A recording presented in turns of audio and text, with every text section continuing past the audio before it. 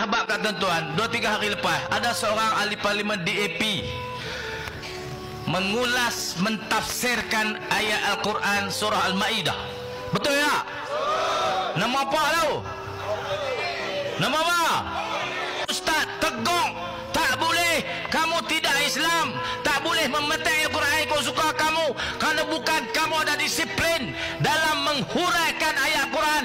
Ustaz tu kena panggil dengan polis, bos.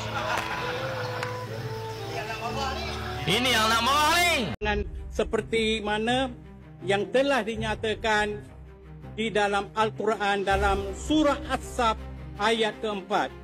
Innallaha yuhibbul ladzina yuqatiluna fi sabili saffa ka'annahum bunyanun marsus. Yang bermaksud sesungguhnya Allah mengasihi orang-orang yang berjuang untuk membela